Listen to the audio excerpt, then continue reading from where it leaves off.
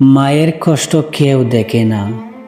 এই পৃথিবীতে সবচেয়ে নিঃশব্দ কষ্টটা কার জানো? মায়ের।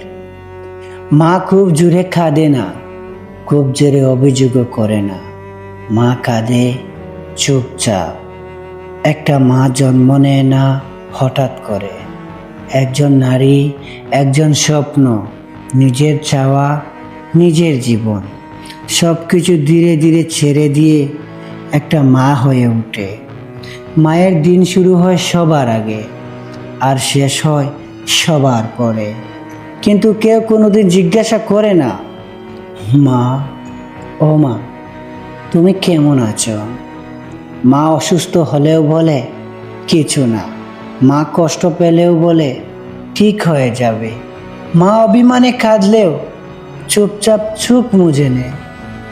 কারণ মা জানে তার কষ্ট দেখার সময় এই পৃথিবীর কারো নেই।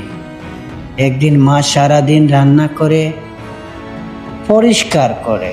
হ্যাঁ, একটা মা সারাদিন রান্না করে, পরিষ্কার করে, সন্তানের ভবিষ্যৎ ভাবে, স্বামীর চিন্তা করে।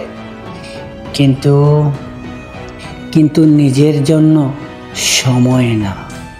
না, নিজের জন্য সময় রাখা মায়ের কাছে বিলাসিতা।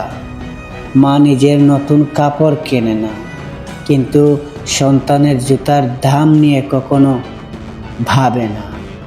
মা নিজের খাবার কম খায়, কিন্তু সন্তানের পাতে বেশি দেয়। রাতে সবাই ঘুমাইলে মা তখনও জেগে থাকে। কখনো সন্তানের পড়াশোনা নিয়ে চিন্তা, কখনো সংসারের হিসাব, কখনো ভবিষ্যতের ভয়। মায়ের ঘুমও গুরুত্বপূর্ণ, মায়ের ঘুমও দায়িত্বপূর্ণ। একটা মা যখন বলে আমি ঠিক আছি, বিশ্বাস করো ভাই, বিশ্বাস করো বোন, সে ঠিক নেই। সে শুধু কারো বোঝা হতে চায় না। মা জানে সে ভেঙে পড়লে পুরো ঘরটা ভেঙে যাবে, পুরো ঘরটা ভেঙে পড়বে। তাই সে শক্ত থাকে। কিন্তু শক্ত থাকতে থাকতে একদিন সে ভেতরে ভেতরে শেষ হয়ে যায়। মা কখনো বলে না আমি ক্লান্ত, কারণ মা ক্লান্ত হলে ক্লান্ত হওয়া নারী অপরাধ। ক্লান্ত হওয়া নাকি অপরাধ। মা কাঁদলে বলে চোখে ধুলো পড়ছে। মা কষ্ট পেলে বলে বয়স হয়ে গেছে। কেউ কোনোদিন ভাবে না এই বয়সটা কি এমনিতেই এসেছে। এই বয়স এসেছে রাত জাগার মাধ্যমে, ত্যাগের মাধ্যমে, অবহেলার মাধ্যমে। একটা মা নিজের জীবনটা নিজের জন্য বাঁচে না, সে বাঁচে সন্তানের জন্য। সন্তান যখন ছোট, মা তার হাত ধরে আটে। সন্তান বড় হলে মা দূর থেকে তাকিয়ে থাকে। এক সময় সন্তান ব্যস্ত হয়ে যায়, মা তখন অপেক্ষা করে একটা ফোন কলের, একটা খোঁজ নেওয়ার, একটা মা কেমন আছো। কিন্তু ফোন আসে না। মা তখন অভিযোগ করে না, সে শুধু বলে ওরা অনেক ব্যস্ত। মা নিজের কষ্ট ডেকে রাখে সন্তানের সাফল্যের গল্প দিয়ে। মা বলে আমার ছেলে অনেক ভালো, আমার মেয়ে অনেক ভালো। কিন্তু কেউ জানে না এই ভালো সন্তানটার জন্য মা কতটা একা হয়ে গেছে। মা সবচেয়ে বেশি কষ্ট পায় সেই সন্তানটার কাছ থেকে যার জন্য সে সব কিছু ছেড়ে দিয়েছিল। মা চায় না বড় বাড়ি, মা চায় না দামি উপহার। মা শুধু চায় একটু সময়, একটু সম্মান, একটু ভালোবাসা। কিন্তু সেটুকু সবাই দিতে ভুলে যায়।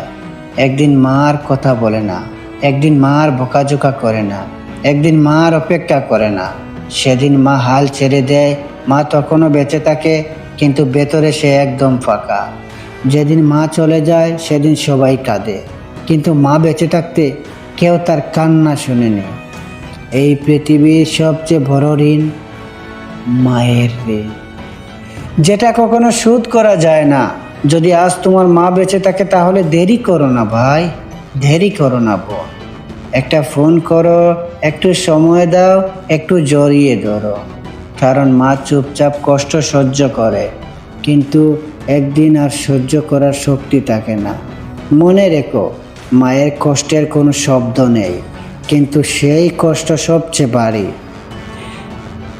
আর যদি তোমার মা পাশে থাকে, তাহলে তুমি পৃথিবীর সবচেয়ে ধনী মানুষ। বিশ্বাস করো, এই কথা প্রমাণিত। আমি মন থেকে বলছি, আর যদি তোমার মা পাশে থাকে, তোমার মা বেঁচে থাকে, তাহলে তুমি পৃথিবীর সবচেয়ে ধনী মানুষ। কারণ মা মানে নিঃশর্ত ভালোবাসা, নিঃশব্দ ত্যাগ।